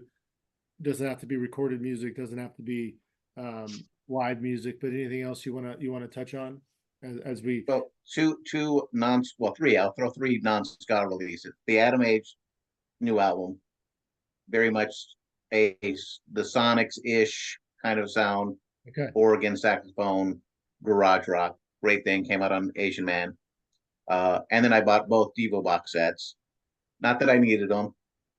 The Art Devo definitely had deep cuts, and that one I needed. But then they did the 50th anniversary set where it went back. But that one I was glad I bought because I also ended up being one of the first 100 or so people that purchased it and got a signed 12-inch litho print. Wow. Did I need more signed Devo stuff? No. No. Did I want more Always. stuff? The answer Yes. is always. I was happily take it, and the nice thing was it's the art that they were using on the new tour, and it's an easier thing to frame than the posters that they were selling at the show. So, but yes, Devo this last year got a lot of money from me, not just me buying 3 tickets for their concerts, but also the 2 box sets, 2 reaction figures, I believe 2 or 3 Devo pins, T-shirt, another energy dome that I didn't need, but why not pay for it? So what you're saying is that Right. you are a Devo fan, right? That's number one favorite band, Devo. Love that. We Oh, love Devo. Yeah, Yeah. Devo We're all was Devo. It was my first album vinyl that I ever got. First album I ever Really? bought. Yeah. Well, not first album I've ever bought, but the Question Are We Not Men was the first musical album I ever bought. I bought a bunch of Steve Martin albums with my own money early on. Really enjoyed that stuff, but as a musical purchase, Nice. Devo. And like I said, I ended up putting a record out, a CD out, tribute to Skank Pickle, Human Torches, Gangster Fun, ton of different bands on that. Back in the 90s. The funny thing is there was a second Devo tribute that came out was ska and ska punk bands and some punk bands that another Goodwin put out, and we may be related because I had a second cousin who borrowed a bunch of money and disappeared, and Maybe. who knows, it could have been the dad. Oh, shoot. Brian, I need to ask you a question. Yeah. So you taught you were a music teacher in the Central Coast, right? Atascadero, if I'm not mistaken, that area. Yep. Atascadero, yes. How many of your students are you aware of that went on to play anything related to ska and reggae music? And I say that because I know through you, I got to work with Penny Real, right, which was Joanne and Brandon. So obviously the two of them went off in the music that we all love. But are you aware of others as well? Yeah. So Nate Bridges started Black Market Records. Yeah. He was one of your students. Yep. And there's the trumpet player from the Mad Caddies. Oh yeah. Robert Vesnover. Okay. He's doing stuff like specifically ska stuff you're asking about. I was just curious, just because I from what I understood, you sprinkled in, right, some of that love of that music into what you were teaching. Oh yeah, I mean we had the first Cal State system, like university level, like you could put this on your high school resume to go to college, saying that the college like blessed it, you know, the ska popes at college, you know, you could go and say, well, I took a ska class. Yeah, I did the ska class. Yeah. And the paperwork's there. You can go onto the Cal State, or sorry, the UC website as a high school teacher. And if you want to teach ska in your classroom, you can take my curriculum and go crazy with it. Oh, that's It's amazing. yeah. So in addition to teaching, you also taught people music. You also taught people. Yeah, I had 100. Because a lot of people went on to start their own business, right? From what you're saying. Yeah. I had a 125 piece marching band. Wow. That, you know, with second period, you could come and play ska, and we had a giant ska band that was like a different name every year, but yeah, all high school kids all doing it. Yeah. Doing the ska. But all those kids did continue to play music, and made their own bands and did stuff, and then So for musicians, especially in the greater Los Angeles area, perhaps more generally Southern California, how can they reach it? How can they Dub Robot? They want to Dub Robot. Yeah. There's you just look up in the sky and you'll see this you know, signal. But yeah, Dub Robot. Yeah, Dub Robot. It's easy to remember because it's dub and robots. Yeah, right. And you're not paying for that commercial. yeah. It's one word, and it's on all the socials. That's how you find me. Alice and Sheila, as we near our destination or reach our destination, any final words? Yeah, actually, something else that stood out in 2023 to me was essentially anything Roger Rivas put his hands on. Yeah. Love Roger, indeed. So he put out a couple of dub singles that were really good, and I mean any project that he touches, like raw talent. He's special. He really is. Talented. Very much so. I mean, yeah. I can't think of anything else. I mean, this was a year where we got to literally unleash and go to as many shows as we wanted to. Yeah, there was no limitation. So, like, we got at least 118 shows. I don't even know how many weekend days there are, but on some days we went to more than one show. When we were going over it together, I was like, did we really do that? She started writing it down. I'm like, you sure you want to write it down? I was like, it's like and it turned out to be a brilliant idea. No, this is amazing. And here's the thing. For 2024, are you going to try to increase it by a couple? There's no, I don't think there's a way we can. I don't think we can unless we were being less responsible, you know what I mean? Because we both have careers that we enjoy very much. Real jobs. You know, we have families, you know, we have mortal limits. We are mortal. I don't have a Dub Robot time machine, but I'm working on that. Yeah. Actively. Good to know that I can reach that level one day. We really did a lot. I have no regrets. I lived my life in the moment and shared it with beautiful people, being part of a beautiful community. Gave to myself, gave to others.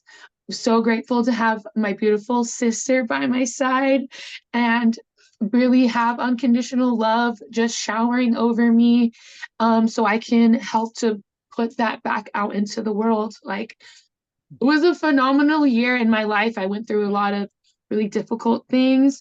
But when I look at the big picture of it, all I see is the beauty in it all. So it's a whole year. What a wonderful summation. Yes, and we're very thankful to all four of you. We're thankful for each of you and what you bring to the scene and to the music and to everything that we all love. So again, thank you all. Brian, always good to see you. Yes. Before we log off, can I say a couple things in closing? Yes. Everybody, be more like the Dub Sisterz. Absolutely true. Yeah, Go nice. out, Don go out Carlos and called us see energy shows, do your goddesses. thing, support the music. Thanks. Brian, I'm going to gift this to you. I wasn't able to pull it off because, I have great ideas, but my talent is limited. But since you have the time machine, Yes. go back to 2000. I did record one song called Stop This Madness as Robot Army. But my whole plan was for 2000 was to create a franchise for Robot Army where there'd be different bands playing only on binary dates. So in 2000 and 2001. So take the time machine, We're go back robots. to 2000 and play those binary dates, Got it. Yes. right?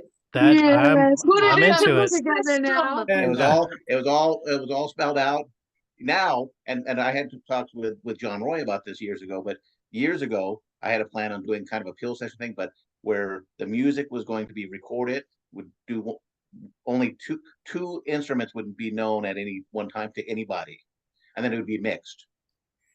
So you send a drum, a rhythm track, and maybe a guitar part to somebody and go, okay, I want you to just write some lyrics to this, and then you send the lyrics and the drums or bass line to somebody to do a keyboard part, and then you mix it in, and it's either genius or it's terrible, but either way, put that out. Yeah.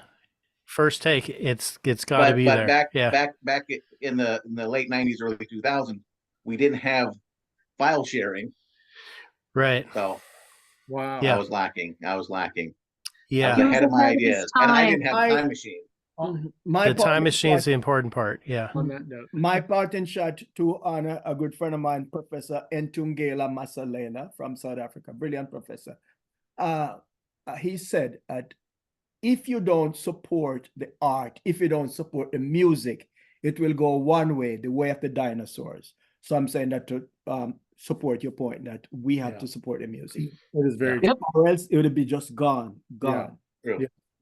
And we're going to see you all at a nearby show sometime soon, or we're going to listen to you on the radio, to you fellow DJs. So, Junior, we'll connect. I'll get you some emails. Yes. Oh, I'll that'd be great. give you some emails what a for way to your start. radio show What to a way to expand out. start 2024. I love it. Yes, I'm very and like I said, if you know any band, if you haven't gone to the list, Brian, there's like 80 DJs on there. I know John has seen it. Yeah. John Roy has. So that was my gift to the world this year, because Amazing gift. it needs to be done. And Yeah. I was just like, ever so often I would be somebody at Pete Cooper, actually, Pete Porker, Bradley, Yeah. whatever you want to call him, asked, hey, I have this song, do you know any extra people? And I said, I actually have a pretty decent list. So I gave it to him, and somebody else had asked me like right after, and I'm like, I need to just compile all these and then just see who else has I can find out and just put it out there so it's available, and I'll just ever so often share it on my 87,000 how did that happen in 4 years Facebook page. Yeah. Ridiculous. I don't know. No, Yeah. That's a fantastic resource. it really Yeah. Yeah. Thank you. But yeah, so that's out there. And like I said, next Words, so I'm not there'll be gonna- something else. I'll add to it with either booking contacts or whatever. But Yeah. that goes out to the world, because